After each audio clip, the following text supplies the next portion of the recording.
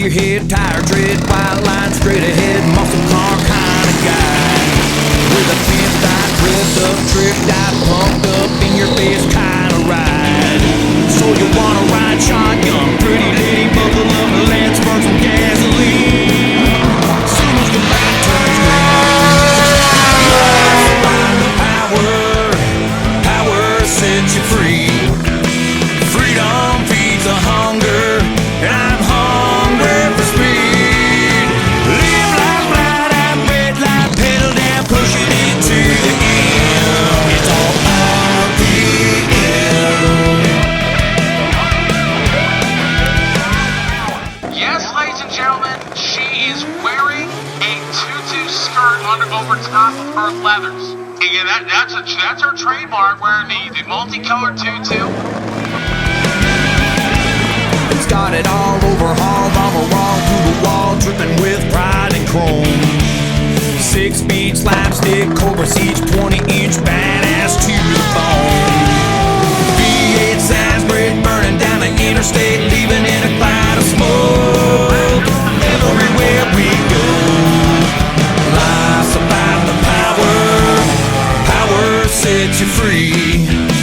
Freedom feeds the hunger, and I'm hungry for speed. Live life, flat out, red line, pedal down, pushing it to the end. It's all RPM.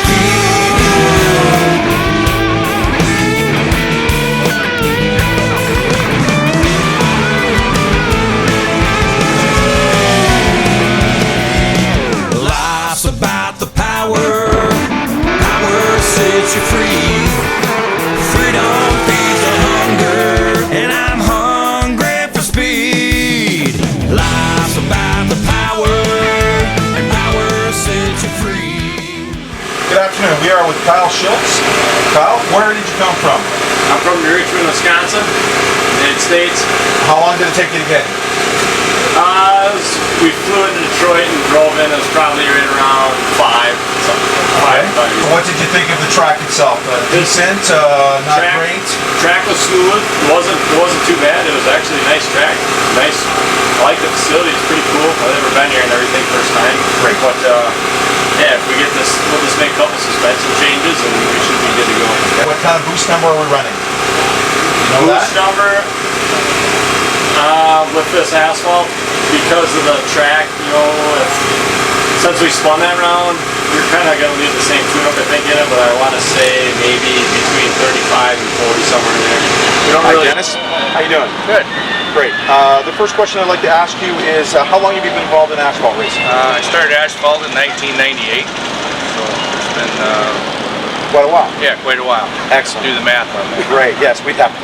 So, the next question I'd like to ask you is, what prompted you to start the OSDRA? Well, the Outlaw Sled class really had no organization. It was a bunch of individuals floating around. They had no pole, nor, you know, they weren't organized at all. So we felt like by organizing it, we would have a little more pull with the tracks and different places we could race. We could get sponsors for the organization. It started to move things around. Drivers want to be involved, sponsors want to be involved. It's just gone from there. Right, let's talk a little bit about the sponsors. Who are some of the big sponsors involved in this race? Oh boy, Kenneth Smith Inc. This race this weekend, Parts Canada is the race sponsor, I guess you call it. So they're the big one. And then there's just a whole list of Canadian sponsors, especially that want to see the race be a big success.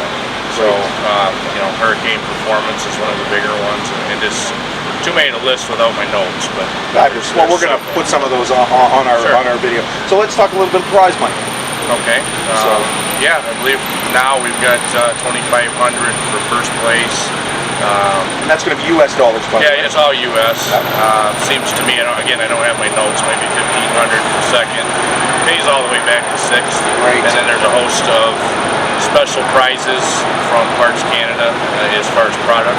So some head and neck restraints and WASP cameras, and there's different nice prizes. Let's take a couple seconds to talk about the safety aspect. That's what are you expecting your drivers to wear when they're racing? Well, the minimum is full leathers with a zipper at the waist, leather shoes, gloves, Snell-approved helmet.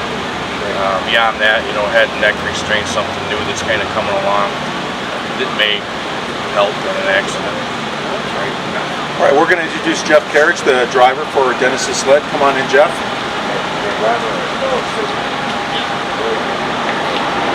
Okay, Jeff, how long have you been racing asphalt? Probably a little over 10 years. What's some of the highlights? Probably 2010. We ended up winning the Yam Snow Shootout in Martin, Michigan, and we reset the world record 4 times that day. So that was probably the highlight.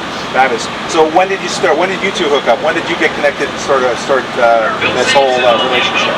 Probably right at the beginning. I started out with Dennis and Ken Smith, and they have treated me very well all the way through. So it's a great race team, and I'm proud to be a part of it. Fabulous.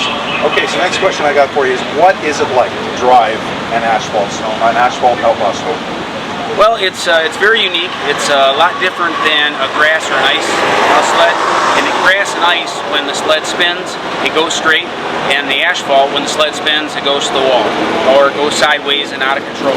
So it's very manipulative when you get out there and something goes wrong, fast reaction, that type of thing. But it's altogether different. But it is a big rush, big speeds, and good clean competition. The tracks are equal, so everything is fair. So a winner out there has no better lane or have better hole shot. It's all driver reaction and sled prep. Great. Well, thank you both for your time tonight. Thank you. So we are with one of our Canadian teams. Where are you guys based out of? We're based in Woodstock, Kentucky. Okay. So you are the driver. Your name is? Michael Swartz. Okay. Next question I'd like to ask you is, when did you first start asphalt racing? I guess I started asphalt racing. We had an 02 SRX, probably from 2003, 2004, something like that. Just doing the bracket racing. So you started off bracket racing. Yep. What made you guys decide to get into this crazy outlaw class? Actually, Dave Bartz from Hurricane Performance, we met up with him in the ice racing and gave us the opportunity to build a turbo Apex motor. So let's talk a little bit about the snowmobile. So let's talk a little bit about, it is an Apex. Yep. Okay. Is it, what size is the turbo? Do you know the size of the turbo? It's 66 mil GTX 33 gears, GTX 35. Rough idea of what kind of horsepower we're making? Yeah, we were on the dyno there at Dave's about a couple months ago. We made 570 horsepower, 26 mil. Now, we've got some pictures of their carbon fiber hood. Dad, the crew chief, actually made the carbon fiber hood. So we've got some pictures of that one we'll show. Yeah, this is also made, that piece is also made by you guys, great. So what's the fastest you've ever been? On asphalt, actually, we just made our fastest pass, 481, 150 mile an hour. And on ice, at a quarter mile, we went 176.8 mile an hour. So one question I will ask you, what's your biggest difference between asphalt and ice?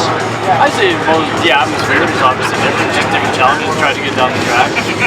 Asphalt racing is more heads up, or ice is more just top speed kind of game. Just a different game altogether. They're both fun. Absolutely. What's been your funnest moment in all of this since you've been doing it? Just hanging out with my dad. Having a good time. Nice. That's great. Nothing beats a father and son those days. Yeah, it's really neat. So, how does this kind of work for you guys? Dad kind of do most of the work, or you helping now, or how's this all going? Yeah, I kind of work out of town quite a bit. So whenever we're around, we both work on it as much as we can. But I would say majority of my dad and my own work rate. Hi, I'm John Reed. I'm from Traverse City, Michigan, and we had a great time. Probably a trip across the border, and we're here playing with the Outlaw guys in Canada. Okay, John. So, what is it like to bring a knife to a gunfight? It's an all-motor 1404 Hooper. We make about 325 horse, about 415 pounds, and this sled has the capability of possibly running in the 490s. So it's a lot of fun bringing an all-motor sled in all turbo, basically all turbo class. Absolutely. So, any special lightweight? Have you done anything to get it really? Is it really light? Yeah, just under 400. Okay, so are there any rules as far as weight goes for you compared to? Do you get a break as far as the nitrous, as far as where the turbos go? We're about 50 pounds heavier than what we theoretically can run. Okay. It requires carbon fiber, and carbon fiber requires a lot more money. Yeah. So you can be quite a bit lighter than a turbo. That's cool. Yep. So any really cool moments? Obviously you've raced in many places. Any cool little race moments that you like to share with us? We ran just shy of 140 mile an hour in Milan last weekend in the 8th mile. That was pretty cool. Very nice, very nice. Great. Well, thank you for your time, John.